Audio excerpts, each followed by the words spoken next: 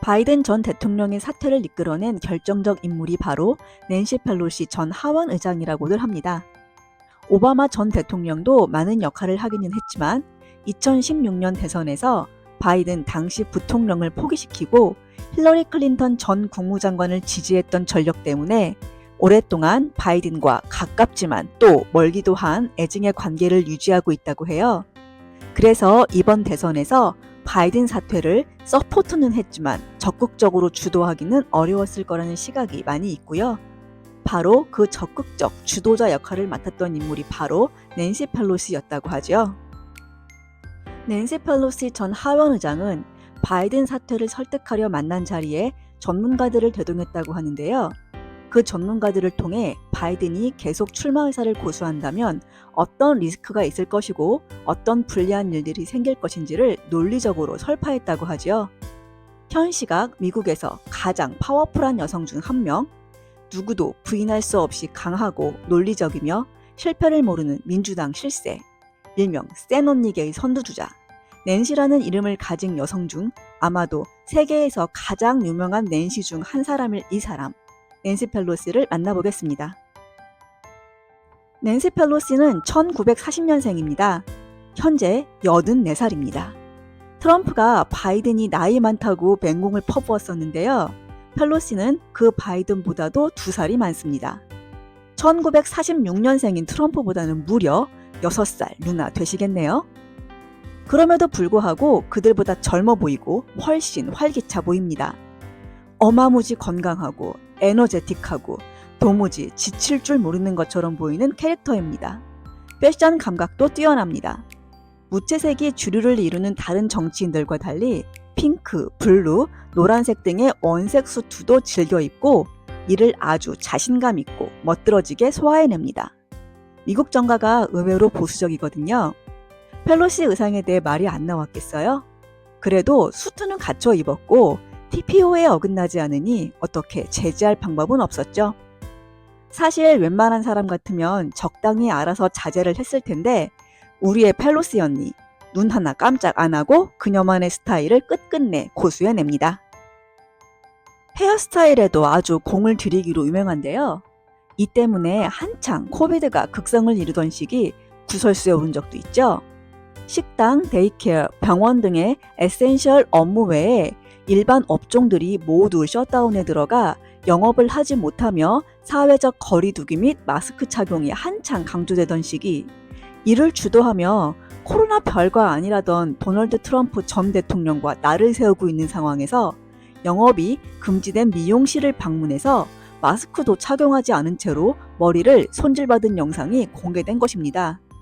전형적인 내로남불인데요. 이 일이 알려지고 난 후에도 오히려 이 영상을 공개한 미용실이 본인에게 사과해야 한다며 아주 당당함을 보였죠. 진정 센 언니계의 1인자다운 행동입니다. 이건 편은 못 들어주겠네요. 이 사람을 감히 누가 막을 수 있었을까요? 낸시 펠로시는 트럼프와 앙숙입니다. 트럼프 탄핵을 주도하기도 했고 이에 앙심을 품은 트럼프가 공개석상에서 펠로시의 악수를 거부하자 트럼프 바로 뒷자리 카메라에 아주 잘 보이는 위치에서 보란듯이 트럼프의 연설문 찢는 모습이 방송을 타기도 했었습니다. 이에 대해 본인은 원래 연설문을 찢을 생각이 없었고 우발적인 행동이었다고 말했습니다만 연설문 찢는 연습을 하는 영상까지 발견되죠. 트럼프와 기싸움을 벌이기 위한 펠로시의 전략이었을 것이라는 분석이 우세를 차지했습니다. 심지어 트럼프 연설 중 열광적으로 박수를 치는 모습도 보였는데요. 누가 보더라도 이는 조롱의 표현처럼 보였습니다. 앙숙인 트럼프 뒤에서 열광적 박수를 치는데 표정이 가관입니다. 냉소를 띄우며 눈은 노려보며 누가 보더라도 그 박수에 담긴 의미를 알게 합니다. 어쩌라고 이런 표정입니다. 세상에 두려울 게 없는 것처럼 보이는 이 여성, 낸시 펠로시는 현직 부통령인 카말라 해리스 이전 미국에서 가장 높은 위치까지 올라갔던 여성입니다. 최초의 여성 하원 의장이고 그 기록은 현재까지 깨지지 않고 있습니다. 하원 의장은 대통령, 부통령에 이어 미국 내 권력 서열 3위에 해당하는 자리이고 대통령, 부통령 유고시 대통령 자리를 계승할 권한도 있는 자리입니다.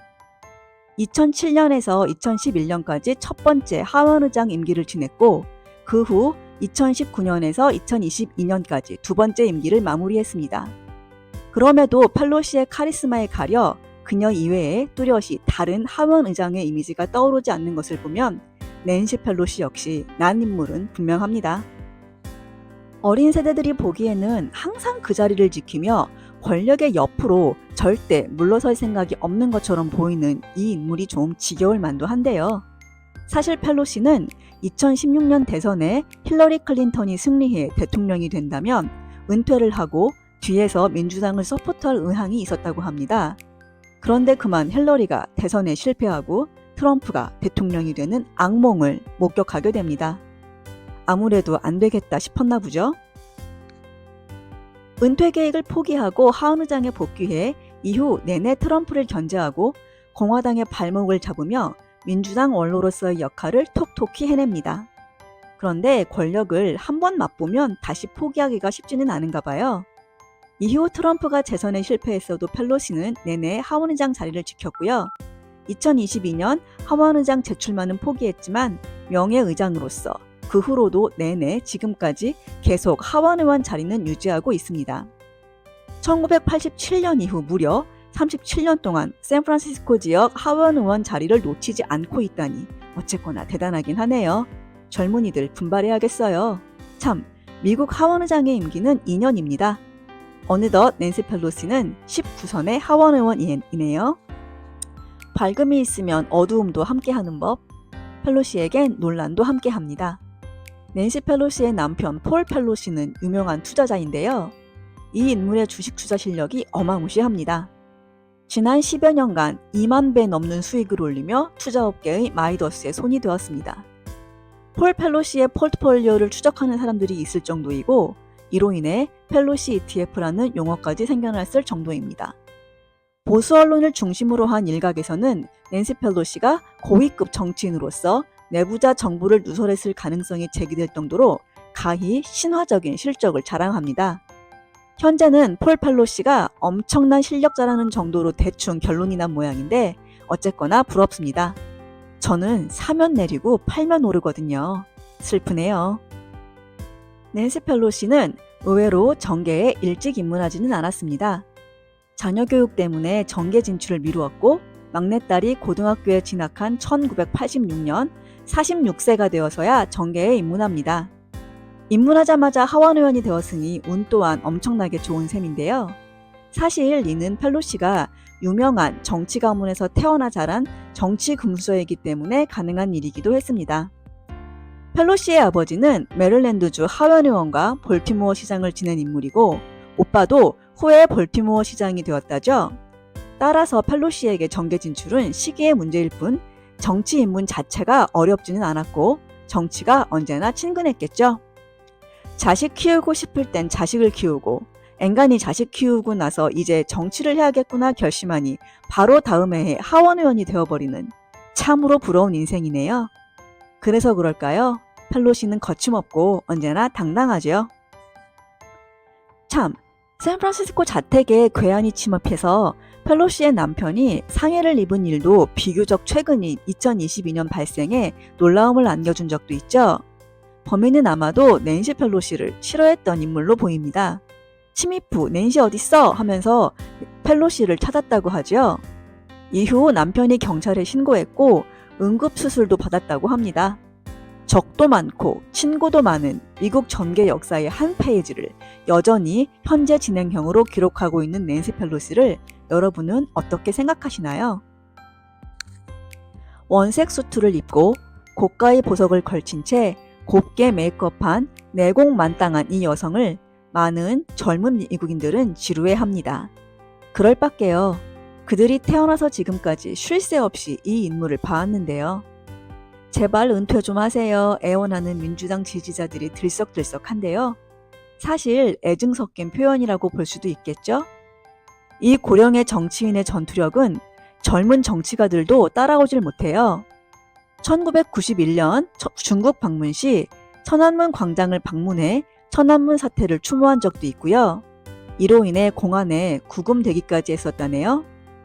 동성 결혼을 지지했고 가톨릭 신자임에도 낙태를 지지해 대주교로부터 영성체 금지를 선언당한 진보주의자이며 오바마 전 대통령의 적극적 지지자이고 막강한 전투력으로 민주당을 결집시키고 트럼프에 맞섰던 리더.